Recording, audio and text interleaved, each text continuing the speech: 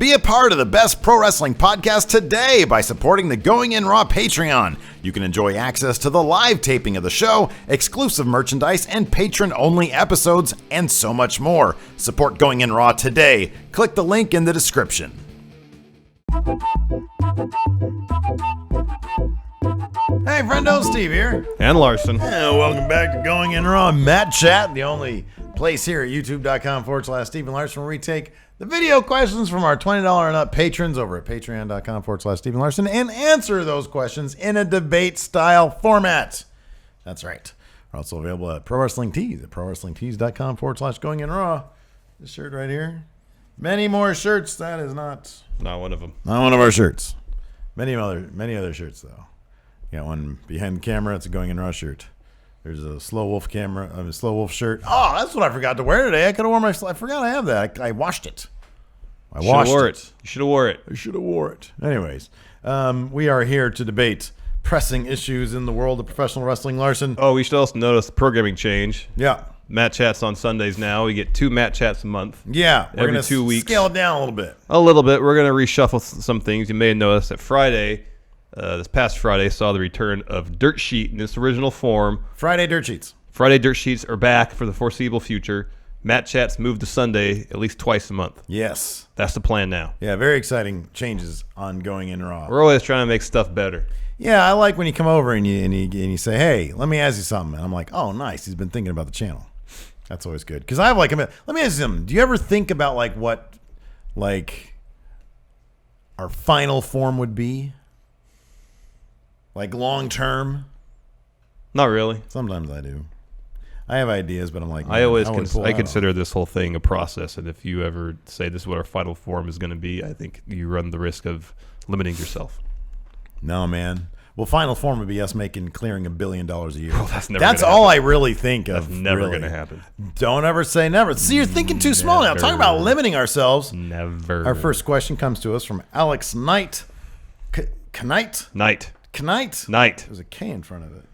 That's a little weird for there to be It's not at all. There's a lot. K? It's a lot of words that are spelled that way. Name one. Night. Knife. Knit. Well, hold on a second. Neil. Oh, yeah. Neil. Neal. No. Let's see what Alex has to say. Yes. Hey, Stephen Larson. It is Alex Knight here with my very first video question. So let's just say, hypothetically, Roman Reigns wasn't going to be the next Universal Champion. However, we all know that Vince really wants this Roman experiment to work, so he's inevitably going to be the Universal Champion next year at WrestleMania. However, I want you guys to debate who should be the next Universal Champion. I'm going to give you guys 2 options. Larson, I would like you to debate that The Miz should be the next Universal Champion, because he was tweeting out, hinting that he is now a main event player. And Steve, I want you to debate that Finn Balor should be the next Universal Champion. Happy holidays, friendos. Thank you, Alex Knight. The answer, thank you, Alex Knight, is don't touch me. You touched me. Finn Balor should be the Intercontinental. Not Intercontinental. I know Universal Champion. Deep down, you want to do violence on me sometimes. You want to prove that you're not just sometimes. You're just a little baby boy. All the time. You're a big, strong man. But it's okay. Finn Balor, next Universal Champion. He was the first Universal Champion. He has every right to be the next Universal Champion. Let's take a look at the numbers, Larson. Have you seen, I have right here on my phone, the WWE merchandise numbers for Finn Balor. You don't.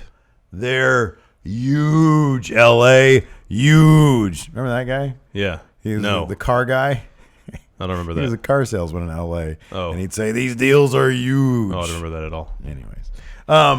Yeah, man, come on. It should be Finn Balor. Give me a break. He got screwed out of his first title reign because freaking Seth Rollins doesn't know how to deliver a buckle bomb or a barricade bomb, whatever the thing was. It was an accident, man. He threw him into the barricade and he got injured. He's an unsafe worker. Not true. According to Bret Hart, he knows more about wrestling than you, that's for sure. Anyways, he is, and this is a complete shoot, he's easily one of the most over guys in the entire WWE. He walks out there, he puts his hands up, everybody puts their hands up too. His demon merchandise sells off the hook. It's crazy. The Demon persona currently is undefeated. Demon walks in, Universal Champion. WWE it is, not in NXT. Is that actually true? Yeah, he lost to Samoa Joe as the Demon. As the Demon? Yeah. Okay. Well, it's not canon. It's NXT. Look at Bobby Roode. Anyways, yeah, I mean, I think it makes all the sense in the world. He's the most over guy. On top of that, Vince has really been loading up on these giant monster type guys. Brock, Roman, I mean, he's not really a monster, but he hangs with the monsters. Samoa Joe, Braun Strowman. How great would it be to see Finn Balor in there mixing it up with guys like the people I just mentioned? I think it'd be great. People would be super into it. And then at the next Survivor Series, you can get AJ versus Finn, part 2, champion versus champion. Oh my gosh, that'd be amazing. People would mark out big time. You'd have both members of Bullet, both leaders of Bullet Club as the grand champions. On top of that, what better recruiting tactic would that be for Vince McMahon to say, Kenny Omega, look at our 2 champions. They're Bullet Club. Come on, sign with us. And he'd say, no. Yeah, no, it should be Finn Balor. Easily Finn Balor. Go ahead and make your lame case for The Miz. Well, it should be The Miz. No. The Miz has a not legit. Oh, super legit. He is the most over heel on Raw with the fans. Fans love him, yet he's still a heel.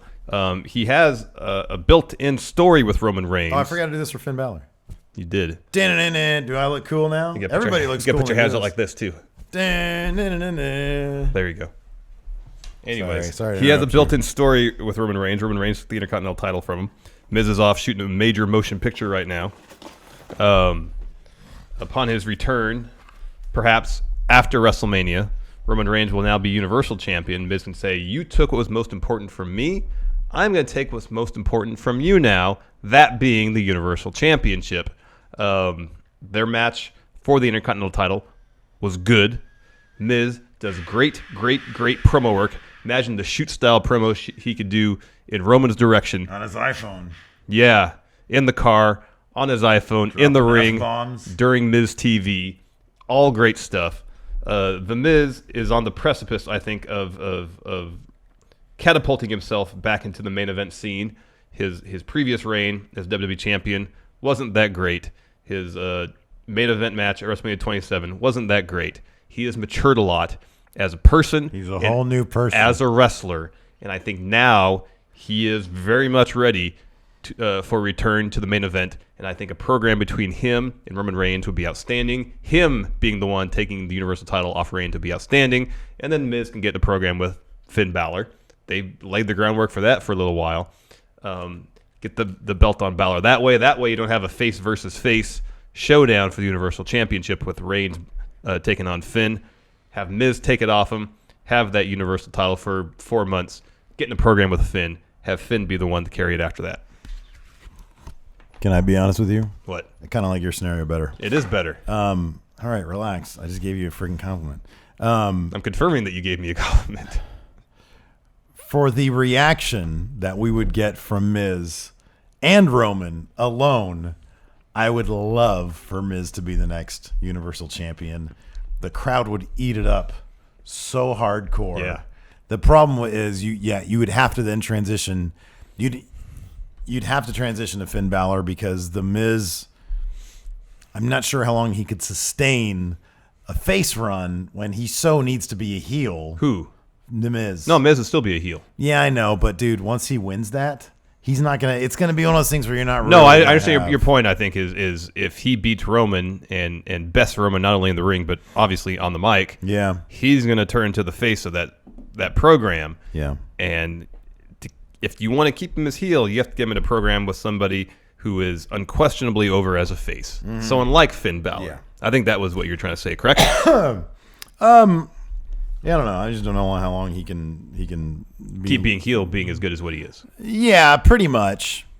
I mean, I feel like the bloom would come off the Miz pretty quickly. I think that's what I'm saying. But anyways, no, I think that'd be great. Next up from Sid Swami, let's see what he has to say. Howdy, homies. Sid Swami here from Roanoke, Virginia, with my very first Matt Chat question. This one's about New Japan. As we've known, New Japan has made a huge resurgence in popularity in this past year, and I was curious what you would credit more with this newfound popularity. Is it the homegrown talent like Okada, Tanahashi, or Naito, or is it their use of gaijin talent like Kenny Omega, Brock Lesnar, and most recently Chris Jericho. Obviously, there's probably a good argument for both of those, and I'll let you guys decide who does it.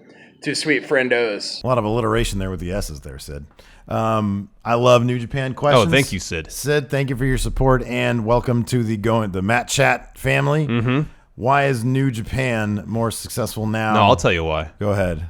From what I could tell, New Japan's resurgence began with a crop of new talent, headlined by Hiroshi Tanahashi, Shinsuke Nakamura, and Shibata. Mm-hmm. They were all the same class of young lions, I believe, or around the same time. Mm-hmm. Tanahashi and Nakamura's quick ascent to the top of the card, pairing their insane charisma with their fantastic wrestling abilities, brought about kind of like a new era of New Japan Pro Wrestling. Because from what I understand, prior to that, they were, kind of wallowing in the doldrums a little bit. I mean, they were still obviously the largest promotion in Japan and probably the second largest promotion in the entire world, but they were really in no way were getting the spotlight that they obviously are now. So I think if it hadn't been for Tanahashi, for Nakamura, and later on Okada putting on stellar performances year after year after year, match after match, gaining the attention of wrestling writers such as Dave Meltzer, who obviously paid attention to Japan probably the whole time, but he started doling out 5-star matches to everybody in New Japan around that time because the matches were good.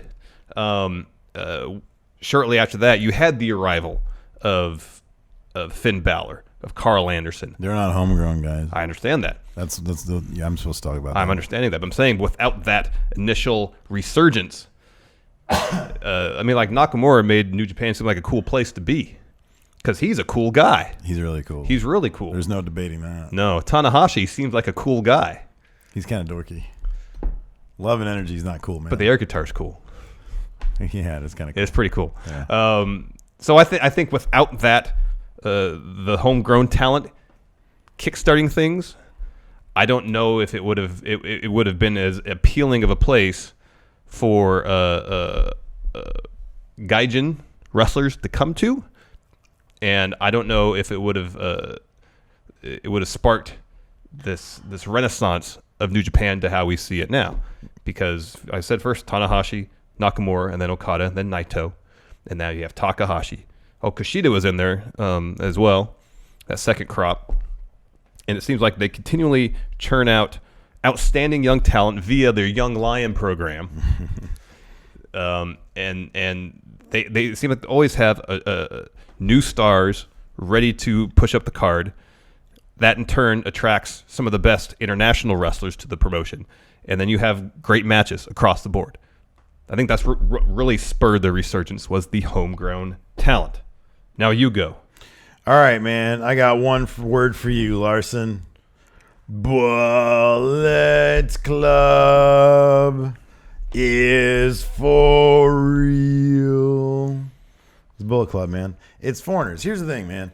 Yeah, they might have been trucking along. They were building thanks to the booking of Gato and apparently Jado also. Yeah. I think mainly Gato. I don't know how it works, but I know they're involved. Thanks to their long-term booking of stars. And by the way, we are not experts in any definition. But yeah, my timeline of New Japan history could be way off. Exactly. So yeah, thanks to the homegrown stars of New Japan, there absolutely was a resurgence. Tanahashi, they talk about him as one of the greatest of all time. Now we're seeing this epic run by Okada. Naito's posed to take that title off him, and it's going to be fantastic. However, I believe that what sparked all that huge resurgence, yes, to one degree might have been Shinsuke Nakamura and Chaos, but it was Bullet Club. Because all of a sudden you bring what into the equation? Cool into the equation. Oh, Nakamura was cool, man. Yeah, man, he was cool, but you need a cool villain, man. You need a really cool Chaos villain. was a heel faction. Yeah, I know, but it wasn't anything until Bullet Club came around. You walking around like pointing your fingers at people and doing this stuff? Come on, man. Why is it we know about New Japan today? It's because of Bullet Club. What's in Hot Topic? Now I'm talking. What's in Hot Topic? Bullet Club. Young Bucks. If it wasn't for those guys, for the guy Jin, which I believe means foreign wrestlers, they're foreign to Japan, Chase Owens, Tama Tonga. Oh, Chase Owens. Yeah, you convinced me now. Jeff Jarrett. Oh, I'm convinced. Also, AJ Styles, Machine Gun, Carl Anderson. If it wasn't for those guys, I do believe everybody else wouldn't have stepped up their game even more. You see what happens when New Japan loses a guy like Shinsuke Nakamura, who, yes, is the king of not just of strong style, but of cool. And what happens? Oh, things are going to fall apart? No, things don't fall apart. Bullet Club is there to step in the place and be the new kings of cool, and that's why you see them so popular today. It's not just their homegrown stars, but the injection of Bullet Club into New Japan is reason number one. When you look out into the crowds, even with Shinsuke on SmackDown now, when you look out in the crowds at NXT, on main roster, in the crowds, you don't see Chaos shirts. You don't see, I mean, there's one, a Rainmaker shirt here or there. You don't see, really even LIJ merchandise, which there should be because they're cool. You see Bullet Club everywhere. So if you really want to talk about success is transcending your own territory. And that's what New Japan is doing now on the backs of I think we can both be right. Yeah, we're both absolutely right, of course. Yeah. Of course it's both. Come on, give me a break. It is both. Yeah. Anyways. Of course it's both. Of course it's both. Next up. Oh, I love Liam Wagner. Liam Wagner? Liam Wagner. What is this idiot want? Oh my goodness. See what Liam has to say. Too sweet, Liam Wagner. What's going on, friendos? Liam's back with another video question. I'm trying to talk over SmackDown so I don't get demonetized. Anyway, WrestleMania is coming up. We know this. 3 of the best competitors, in-ring performers in the world are on WWE's brand. Finn Balor, AJ Styles, Shinsuke Nakamura. Which of these 3 would have a better match? Meaning, either it's going to be, for example, Shinsuke versus AJ, but that third person is not going to be on the WrestleMania card. Thank you very much. Thank you, Liam. Thanks, Liam. Liam. I don't know what that means. Anyways, man, what an interesting predicament young Liam, the Young Liam Club, Young Liam shows us or provides to us. AJ Nakamura, Finn Balor. One of the men can't be there. Yeah, you can only have 2 of the 3 in a WrestleMania match. The other one is not on the card. Well, the answer is obvious, Larson. One of my favorite matches of all time happened at Wrestle Kingdom a couple years ago. AJ Styles versus Shinsuke Nakamura for the IWGP Heavyweight Championship. And I want to see part 2. AJ has been teasing it on the house show circuit while they're over there in Europe. I believe they were doing quite a bit of that. They teased it in the lead up to Money in the Bank. Look, man, Shinsuke wasn't even on TV this past week. He is cold as ice. And in order to kickstart what should be an epic run in the WWE, you need Shinsuke Nakamura versus AJ Styles on the biggest stage of them all at WrestleMania for the WWE title, which in my eyes is still the most important title in the business.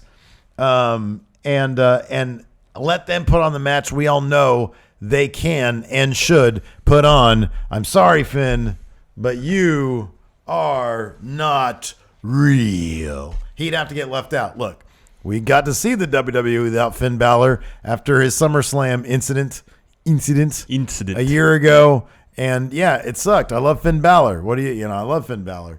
But if I get AJ versus Nakamura, that would be real. All right. I can't agree with you, so I have to say another matchup. And we saw how hyped the crowd was for Finn Balor versus AJ Styles. They did the 2 sweet. Look, we're off camera. You can do it. We're off camera. At TLC. That match was good, but considering it was rushed, quickly put together, from all indications. It was very rushly put together. Yeah, AJ and Finn had very little time to actually work out the match. Sure. And despite all that, it was a decent match. It was pretty good. Huge. Imagine if they're involved in a program that builds up to it. They have time to work out the match. They have time to tell a story leading up to and in the match. I think it could be some next level stuff. Oh, yeah. Two of the best wrestlers in the entire company. It's a bummer leaving Nakamura out, but as it stands right now, I don't think he has the momentum heading into WrestleMania to that would lead me to believe that a match with AJ is forthcoming at WrestleMania 34, whereas I think Vince may have seen the fan reaction to Finn versus AJ at TLC, think to himself, wow, with some actual build, this could be money. Have Finn come over to SmackDown for whatever reason, challenge AJ for that title, get a story, get a program, license to print money. Oh, so much money. So much money. Huge Give those amounts two of guys money. 20 minutes. Yeah. Let them do whatever they want. Time limit Tear draw. the house down. Time limit draw. Tear the house How about down. that? No, that'd be fantastic. AJ needs to get that win back from Finn. Yep. That could be a huge build. That could be amazing. I like any of these circumstances, but you know what? All three men, hopefully they'll all still be healthy around WrestleMania. We'll get to see all of them. Triple threat. Why choose 2 of the 3 when we can have all? Who wouldn't want to see that? All. It'd be great. All of them. Next up from our good friendo, Juggernuts. Let's see what he has to say. Hey friendos, it's Juggernuts here with another video question. So, I'm just going to keep it short this time. The Roman Reigns IC title open challenge.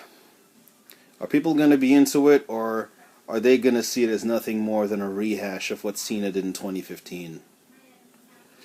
I, for one, have high hopes for him. I don't hate the guy, but you know how it is with him. It's that, as you so eloquently put it, that Pavlovian response to him. Looking forward to hearing this one. Thanks, friendos. See ya. Keep up the good work. Thank you, Thank you, Juggernuts. friendo. Thank you. So Roman Reigns has this kind of, WWE.com kind of said, oh, is he going to do an open challenge with the Intercontinental title? I don't know if that was really established on Raw this past week. Right. But let's assume that's the plan moving forward. Okie doke. Will people be into it? I assume there'll be a certain portion of the audience who will think this is just a pale imitation of John Cena's U.S. Open Challenge. But in my mind, the best part about John Cena's Open Challenge can be successfully emulated with Roman Reigns, and that is introducing new up-and-coming talent to the upper mid-card. Mm-hmm. This past week, we saw Elias Sampson challenge Roman Reigns for the Intercontinental title, and it was a great showing for the Drifter. And similarly, that's how the larger WWE Universe became familiar with Sami Zayn when he answered John Cena's Open Challenge, to Kevin Owens when he stepped up to John Cena while Cena was U.S. champion. I think Roman having a similar Open Challenge could do the same for a lot of talents, either in NXT or 205 Live, or people who are just kind of inhabiting the mid-card currently on Raw. And I think it could do wonders. I think Elias' showing alone elevated his stock immensely. Imagine, we've been saying this for the last couple days, Cedric Alexander answered Roman's challenge, put on an awesome match. Yes. How that would increase his stock. Have Aleister Black show up on Raw, answer the challenge. I don't really want to see him lose. At the same time, if he can put on a great match with Roman Reigns and look great, or do a Kevin Owens situation where he just shows up, beats up Roman, makes an impact, and doesn't necessarily hang around. Something like that. All right. Hold on, I'm not done yet. I'm not done yet. You made your point. All right, I guess I'm done. All right. Here's the deal. You just said it. Aleister Black shows up. You don't want to see him lose. That's why this open challenge, although, yes, it would be kind of cool to see new stars take up the mantle. Look, we all love open challenges. We love the idea of them. However, in this case, it's different. I know there was a report out, or there was a rumor going around that Roman Reigns is going to drop the IC title before WrestleMania. I don't think that's going to happen. Well, And that's he could drop it if he just gives it to somebody. right, exactly. And that's the problem. He's not with getting this. pinned between now and Mania. If there's some sort of if he comes out and, like they do in New Japan, he challenges Brock for the Universal title, or if he does go over the Rumble, but now there's rumors that that's not going to happen, but I still think it's going to. If he just vacates it because he's got a shot at the Universal title, then okay, I could maybe see that. But I think Vince has fond memories of Hogan Warrior when Warrior walked in there with the I'm not talking about Halloween Havoc 98. When Warrior walked into WrestleMania with the Intercontinental Championship and left with both belts. And I think that's what Roman Reigns is going to do. And because of that, the Open Challenge kind of loses some of its stank because it doesn't matter who comes out. They're just going to job to Roman Reigns. Well, here's the thing. When Cena was doing it, no one was going to beat Cena on Raw for the U.S. title. It was every matchup it made it seem fairly obvious that Cena was going to hold on the belt, but the purpose of that open challenge wasn't necessarily the results. It was the process of the challenge, the process of the match, and elevating talent. I think that could still be accomplished. I don't 100% disagree with you. However, the obvious difference there was no real big plan for John Cena and that United States Championship, or him going forward in terms of, we know for a fact. I mean, did we know that it's Cena and he buries people? Sure. But Cena, every once in a while, when it's somebody that he really likes, he'll put them over. Just like he did with Kevin Owens. You mentioned Kevin Owens. Yeah. And granted, that wasn't part of the open challenge. And yeah, having somebody come out and do that to Roman Reigns would be cool. But with Cena, it was just a different situation because he wasn't at the time predestined to go in. We know exactly what Roman Reigns' path is going to be. We didn't really know what John Cena because he'd already done everything. So there was a little bit more unpredictability there. With Roman Reigns, we know he's going straight to WrestleMania. I feel it's with that belt, and I can't believe that there's any case to be made against that. If I'm proven wrong, great. That's awesome. They did something predictable. But this is part of their plan. He carries the IC title into Mania, and I think your scenario of all three members of the Shield holding all those titles at the end of the show, I think that's probably going to play out. I mean, that's such a stark, awesome image that why wouldn't it? I know. You know? So, no, I mean, honestly, would I be into it? I honestly kind of would, simply because it is fun to see who's going to come out next. Exactly. Like, I'm a little kid like that. But would people be really into it? It would be, the excitement would be dampened for me because I know whoever comes out, they're going to lose because Roman Reigns is not going to drop that ice. No, I understand that. But if it gives people a platform to showcase their talents, then I'm all for that. I would be terrified if Aleister Black came out. Oh, I know. I just brought his name up because he's the first person from NXT that I thought. But no, that's a logical extension of what the Open Challenge should be. Yeah. Oh my God, anybody can come out and win this thing. Yeah. You know. So I don't know. I should have said Roderick Strong. Roderick Strong his show from NXT. It's like, okay, yeah, Roderick's going to lose, but man, this could be an awesome Roderick match. looks good, win or loss. Yes. No, I agree with that. That'd be great. That's why I think like Cedric Alexander could come up from 205 Live, put on a great match with Roman, and even in defeat, look great.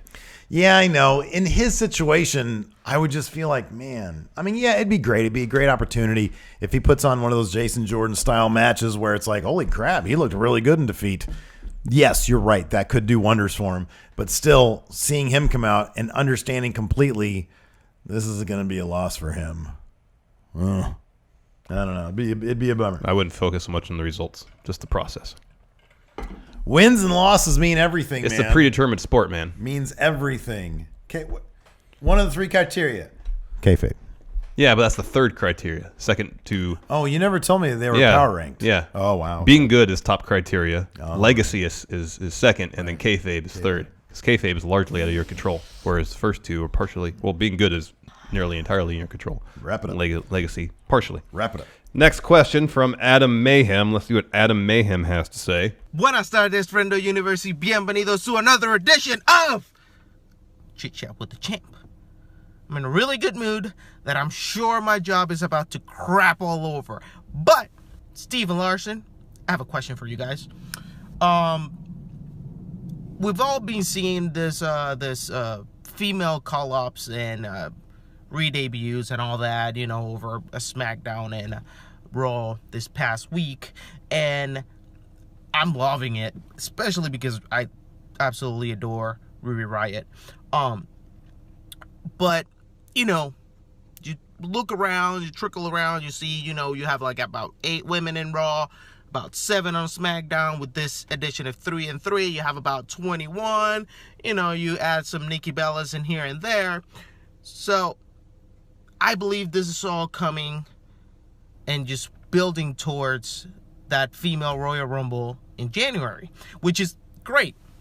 And I know that they're going to get a lot of TV because of that. After the Royal Rumble, debate this.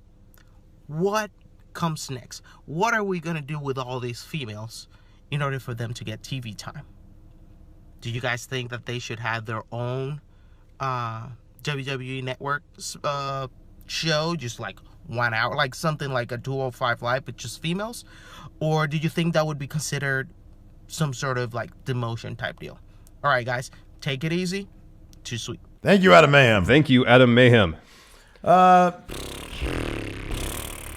So after do I go first here? You can. Yeah, I go first here. I mean, there's no reason why they couldn't just simply chug along the way they've been chugging along. That's probably what's going to happen. Probably what's going to happen. If I had to sit here and speculate and offer up a topic for or something they could do different from what they're doing now with the women's division, I would say add a tag division. I'm not huge on the idea of having a women's only show because, well, I don't really have a reason for it, but I just feel like them being, a part of, the product that we already have is totally fine. Well, that's been the scenario for years already, and to suddenly potentially take the women's division, if not, probably not entirely, but... No, I don't think they'd do it entirely. No, they wouldn't entirely, but to some effect, out of the regular program would seem odd. Yeah, it would be a little odd. And I think Triple H has already said that they have no plans on doing a women's show. I would do a tag division. I mean, they've kind of... So over the past 2 years, part of this women's revolution has been anything the men do, we can do as well. And I think that's a great philosophy to have. They focused on the wrestling, and I think that's great. We've seen Hell in a Cell. We've seen Money in the Bank. We've seen, we may see a Women's Royal Rumble coming up, and I think those are all great things.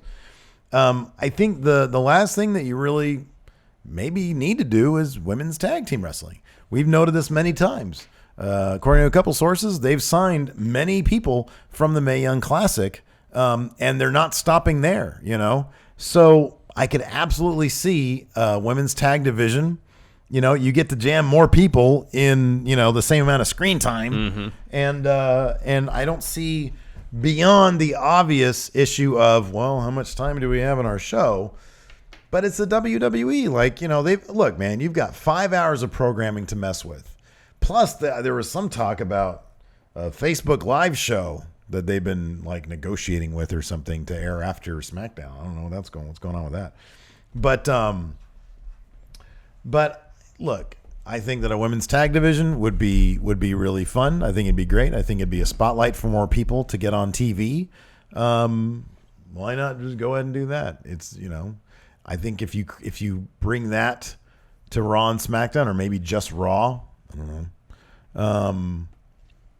know. You have 3 hours on Raw to play with, and how many times do we say, "Man, it felt like a drag"? Yeah, So just add a women's tag division. No, I don't think they have to do anything major. I think the latest call-ups and any additional signings can just add additional depth to both divisions, Raw and SmackDown. And so what we'll hopefully see is new stories, new feuds, new matchups that we haven't seen before. Yeah.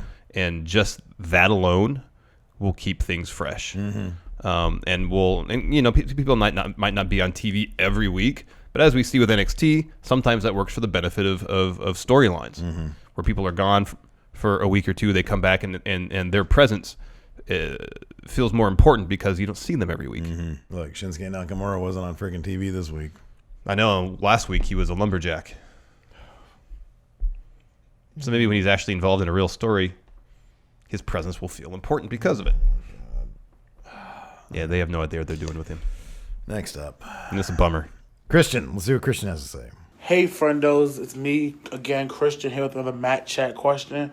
My question for you guys today is, of the debuts that we have either gotten teased for or have gotten in the past week, which was the better? Of course, you have Paige, Mandy Rose, and Sonya Deville on Raw. You have Sarah Logan, Ruby Riott, and, oh my gosh, Liv Morgan on SmackDown. And you have Hideo Itami on 205 Live.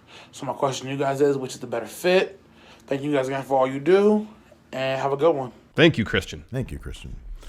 You have great affinity for your choice. You really like Ruby Riott. I love me some Ruby Riott. Yeah, she's great. She's great. She's fantastic. So for the sake of argument, I won't choose her. Okay. I'm going to choose Sonya Deville. And I know some people were a little harsh on her because of her promo on Monday.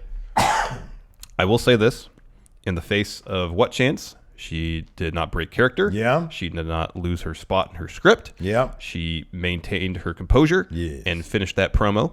As we saw in NXT, they were really in the process of establishing her character and establishing it fairly well.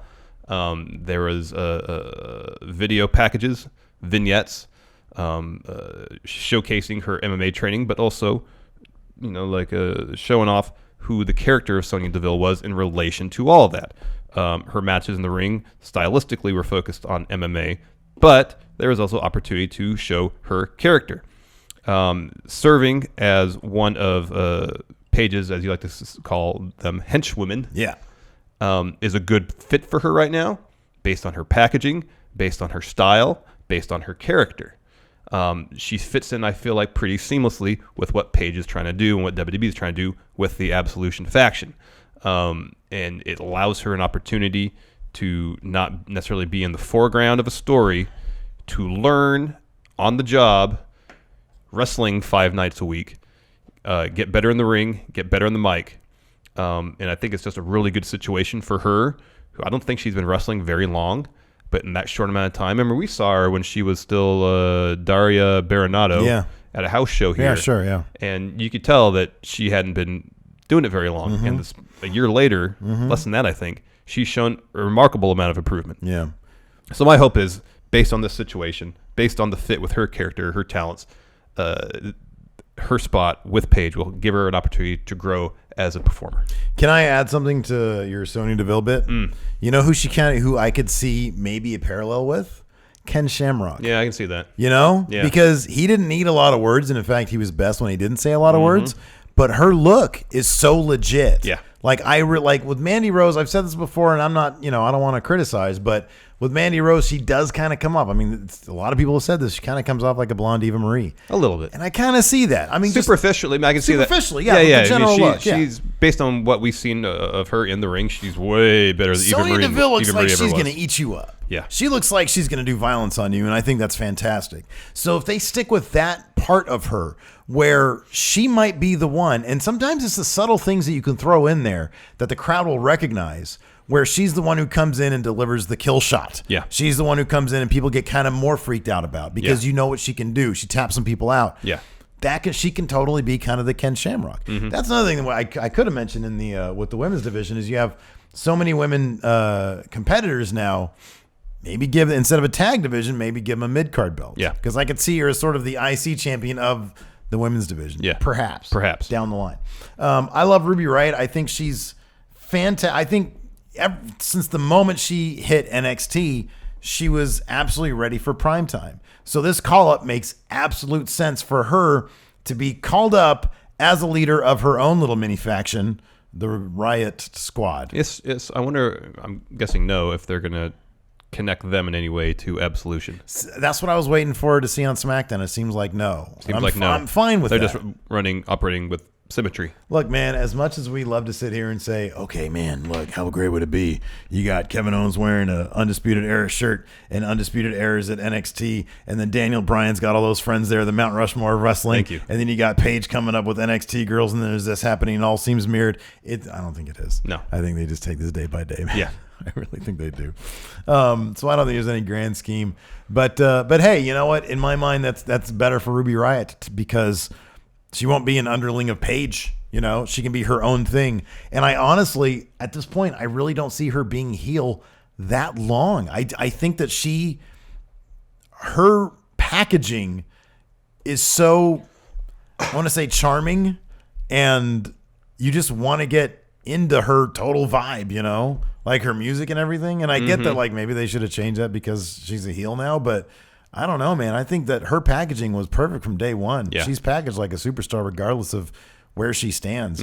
People are going to start cheering for her at some point, regardless of who she's fighting there in the ring. Because I think she has such a unique look. She has such a unique look, but she's also got this really relatable vibe. Yeah. Like you look at Charlotte and I literally got intimidated being next to Charlotte during that interview a year ago. Yeah. 2 years, whenever it was. Year and a half ago. Ruby Riott looks like somebody who is like, the punk girl next door. Yeah. And that there's something about that you can make so much money off of. And she's also really good in the ring. She's really good in the ring. She's ridiculously good in the ring. She is like an absolutely perfect addition to the main roster. Yeah. Next up, we've got our good friendo Martin Garcia. Let's see what Martin has to say. Hey friendos, Martin here. I was watching your dirt sheet of WWE might be going to another company like Fox in 2019 when their deal is done with Universal. And that kind of reminded me of how Bischoff was buying WCW and with his investment group Fusion. And he was even talking to Fox, most importantly going to FX, and also that he wanted to make a big pay-per-view called The Big Bang for the return of WCW. They're going to be off air for a while. And so that's my Matt Chat question for today. So what if WWE didn't buy it? What if Bischoff actually bought WCW with his investment group Fusion? What would we have? How would it be great or wouldn't? Or it wouldn't be great? Would we have 10 more years of NWOs and all that stuff? Or would we have greater and better talent and we would still have the Monday Night Wars? Tell me, guys. Thank you, Martin. Thank you, Martin.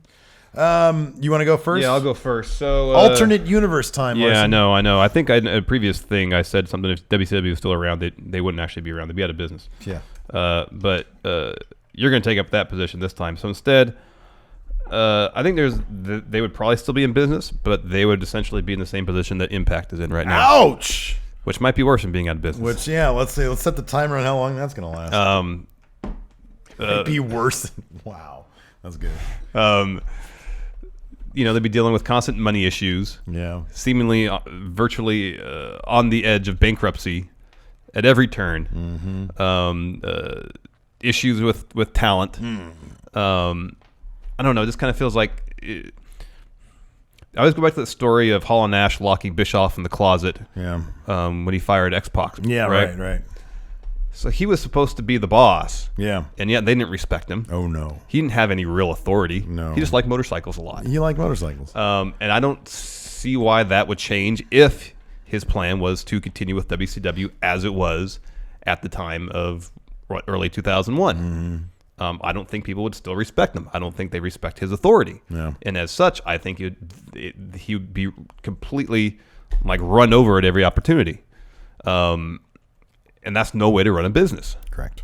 So for that reason, I think if they would still be in business, it would be more of an Impact type situation. Yeah, egos in pro wrestling is something to really you have to deal with. I mean, look at what happened under Bischoff's watch. You lost Jericho. You lost Benoit. You lost Guerrero. You lost Raven. You got Raven and then you lost him. Saturn. You lost Saturn. You lost Big Show. You lost on and on and on. Yeah. So who are you left with? Hogan, Macho Man. You'll be left with, and your point about them being Impact is probably correct, because in Impact, number one, Impact, of course, started out as TNA, which, of course, was sort of designed to be WCW 2.0. Yeah. And especially when Hogan and Rusev and Bischoff showed up a few years after TNA started, that's definitely what it was. With Sting. Generally speaking, Impact has been the landing space for, and these days it's completely different, but also not. You got Alberto El Patron, who can't be in the WWE anymore. You got Matt Sydal, who can't be in the WWE anymore. For a second, you had Low Key, who can't be pretty much anywhere anymore. They have some fantastic talent. They got the Chris brothers, Sami Callihan, Trevor Lee, he's Moose, amazing. Moose, Sienna. You got some great people there, and I really do hope that they pull out of whatever funk they're in right now. Yeah. But I think you're probably right, because WCW only would have ended up being the landing spot for people who couldn't be in WWE. Yeah. And that's what happens. That's, I think, the natural evolution of a guy in power who has no respect, and from all accounts, that was kind of Bischoff, you know, people would just sort of run him over. Yeah. So yeah, I think they'd just be out of business. I don't think, I think that's the natural conclusion, where you're running an operation where no one respects you. You start hemorrhaging money. You start signing people who aren't worth the investment or aren't paying off on the investment, and you have money troubles. You go out of business. Here's the thing, TNT, I mean, the entire reason Eric Bischoff and his group didn't buy WCW is because TNT didn't want wrestling on their show anymore. Yeah, AOL decided they wanted out of the wrestling business. Exactly. So, I mean, I think there was one person who kind of ultimately made that decision. I forget what his name was, but he was the guy who was like, yeah, we don't want this on the channel anymore, even though the ratings were decent. And so if that guy had not existed and Eric Bischoff bought WCW, I don't know. I just feel like it would have been. You look at what happened when Eric Bischoff and Hulk Hogan came into TNA, and what happened. Like a place that previously we saw, young up and comers like AJ Styles, Samoa Joe, all those guys, coming up. All of a sudden, you had Hulk Hogan in there dominating the spotlight again. And granted, I know he was working with younger guys like TJP and I think a couple of Austin Aries, maybe a couple others. I don't know. I really wasn't watching at the time. It just, there was nothing exciting about it. It was just, even Hulk's theme music was just a really bad ripoff of the NWO music. Yeah.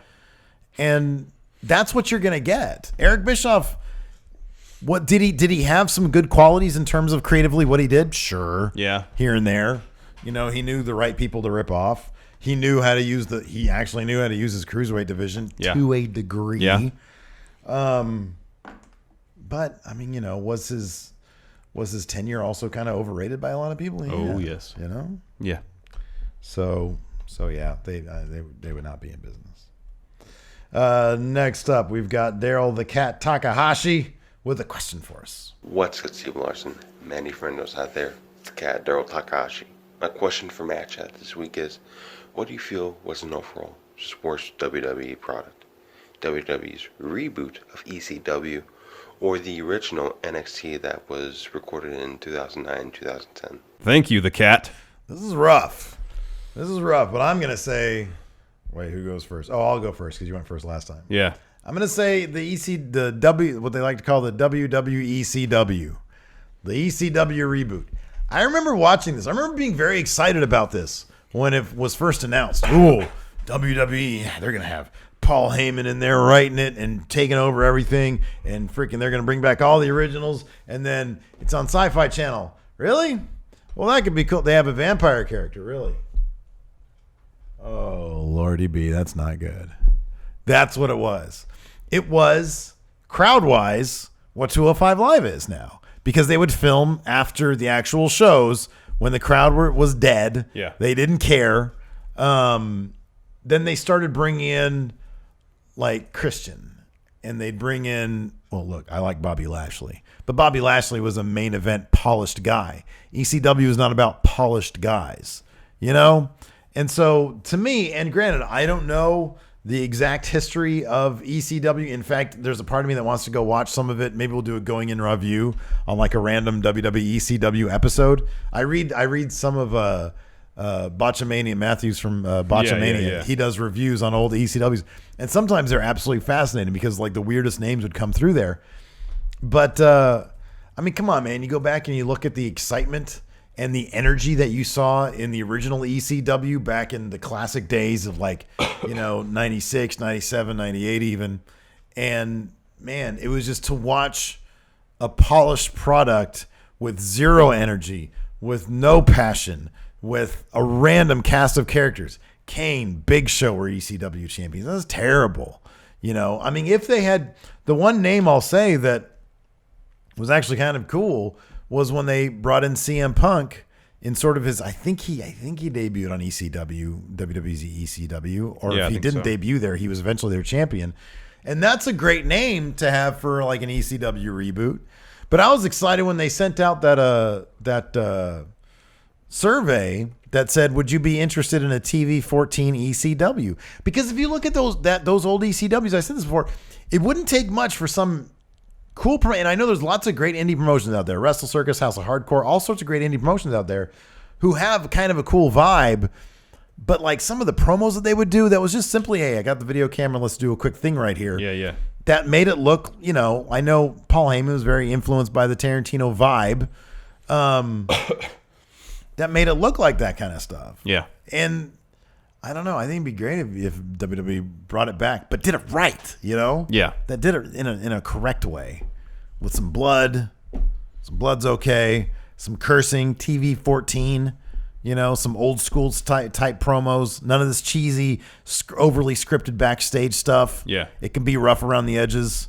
That'd be great. But it wouldn't be anything like the original reboot, which was god-awful. Anyways, continue on, please. Yeah, the ECW reboot wasn't good, but I'm going to sit here and try to make the case it's still better than the original version of NXT. Okay. I'm happy you mentioned Bobby Lashley and CM Punk, because I think more than anything, those two guys being on the reboot of ECW is what made it. Okay. You had two wrestlers who are ready for the main roster, who were burgeoning as stars in ECW, carrying the brand. And then eventually you had John Morrison. He established himself as a single star in ECW. And yeah, we were like up and coming stars was the reason for NXT, and there were a number of them in the first couple seasons of NXT. Namely, Daniel Bryan was a competitor in the first season. True. Nonetheless, just like a wrestling-based game show, essentially, is kind of weird. Wasn't my thing.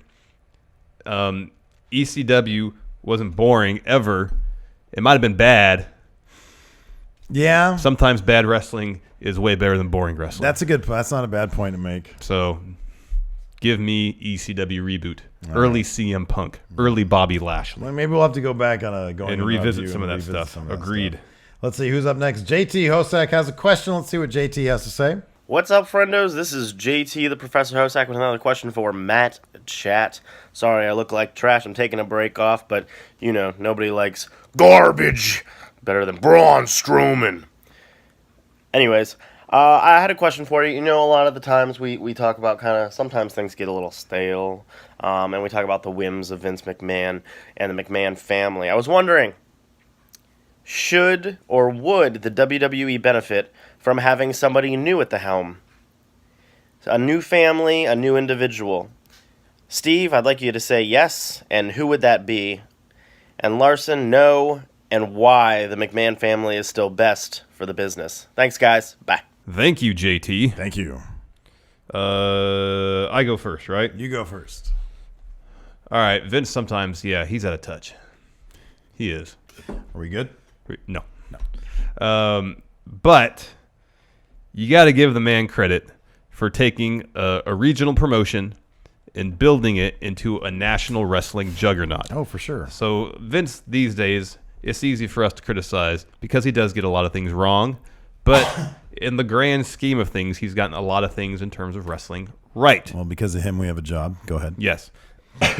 So, no, you keep the WWE in the McMahon family because when he retires or passes away, the company will be in good hands, namely Stephanie and Triple H. We've seen what Triple H has done with NXT, and most weeks it is the best hour of WWE programming that they produce. True. In terms of storyline, in terms of in-ring competition, NXT is without a doubt the best in-ring product that WWE produces. One would assume that Triple H. I mean, he said before that he recognizes that NXT is a different flavor of wrestling, and that like he compared WWE to like top 40 pop music, whereas NXT is more of like an underground band. But that's not to say that he can't bring some of the general principles he uses in NXT, long-term planning, vision, logical booking, quality in-ring competition to the main roster. And I would think that, when he takes over, we might see kind of a rebirth of WWE, at least hitting a refresh button. And hopefully it'll generate a lot more excitement about the product because people will see that there's something new being done with it. That's my hope. We could probably suggest half a dozen or a dozen people that could take over WWE from the booking standpoint and do a good job. But that's just one aspect of running this giant company. I don't think there's anybody in the world that would be ready to take over this huge billion-dollar corporation that has the wrestling background plus the business acumen. I think it's got to stay in the McMahon family. The correct answer is Triple H. What you said is exactly correct. NXT is his baby. So if there's another family to take over, it'd be the Levesque family. They're McMahons. Come on. I know. And you're absolutely right. Look, you're absolutely right. There's no other family that should be running the WWE. I think on camera is one thing, off camera is another thing. Triple H, Stephanie, I think they're a duo that I cannot wait until they take the reins and we see what happens, because I think you're right. I think a lot of it is going to look like some of the better aspects of NXT in terms of, like you said, the long-term booking, people having a vision, people understanding what their roles are. We've seen Sasha Banks kind of, compare and contrast the two in a podcast interview with Sam Roberts, when she said, man, in NXT, I knew what my character was. I knew what I was doing week to week, and I have no idea what I'm doing week to week in WWE on the main roster. Yeah. So I do hope that he'll bring the better aspects of NXT over, the aspects that will lead to more dramatic long-term planning. We'll see some stuff play out like we see in New Japan right now. We see they do long-term, or we see how they do long-term planning as well on a very big stage. That said, who knows what's going to happen if I can absolutely see one day when Vince McMahon says, you know what, if it's not me doing it, I'm going to go ahead and sell to a WME, to a giant. I'm not sure they'd be able to afford it now after they bought UFC. Yeah. But, who knows? WWE might be purchased by Disney or something. Yeah. And so I could see a day when somebody else is running the WWE, and I have no idea who that would be. But if it isn't Triple H, then it's not going to be. It's going to be a toss-up. It's going to be really, really bizarre. I have no idea. I have no idea wrestling is such a weird singular business. I mean, I think we could come up with, like I said, a half a dozen, if not a dozen names that can handle the creative aspects of it. Yeah. But just doing it all. Yeah. Handling the creative aspect, handling the business aspects, the various business aspects of running such a huge company. Well, the problem is going to be a lot like what we see. We see this. Not that Vince does everything, but he kind of oversees everything, and he has his hands in everything. But we've seen this with like what you said with Eric Bischoff earlier. When you have somebody who the wrestlers and their egos, and these days I think things are a little bit different. But back in the day, when you listen to shoot interviews from guys like Kevin Nash, Scott Steiner, guys from an older generation, and they talk about Eric Bischoff, or they talk about wherever they go, well, this guy didn't know what he was doing. He's never laced up his boots. There's a weird ego thing when if you haven't done it, then there's not going to be a lot of respect there. Yeah. Now, I think the newer crop of talent might be a little bit different. I think they have a bit more of a professional take on things. And to a degree, I think a lot of them check their egos at the door. I mean, you hear that with Braun Strowman. That guy seems humble as can be. Yeah. And he can eat any person alive in that business. Yeah. So, I don't know. It'd be absolutely bizarre to see somebody else take over the reins of the WWE if that ever comes to pass. Yeah. The right answer is Jerry Jarrett. This isn't 1992 anymore. No, it's not. When he was in line to take over should Vince go to jail. I don't know. I mean, I don't know. Like, I'm trying to think of who could. Man, I don't know. I mean, it'd be like. Well, what's the name of the guy that runs Evolve that used to book for Ring of Honor? Gabe Sapolsky? Yeah. Yeah. Like, from a creative aspect, I think he could probably handle it. Like I said, I can name hire the Landis kid, Max Landis. Yeah. Hire him. Hire Steven Larson. There you go. But just in terms of doing it all. Yeah, right. That's got to be overwhelming. Oh, yeah, for sure. Well, I also think that that's going to be the case like when the new regime takes over. Oh, yeah. It's like there's going to be a lot more delegating. Hey, you're good at this. You do this. Yeah. Stuff like that. Anyways, that's it for Matt Chat. Thank you again, patrons. At $20 and up, you can a month. You can get submit your video questions. Get your face on our show. Yes. And yeah, until next time, we'll talk to you guys later. Goodbye.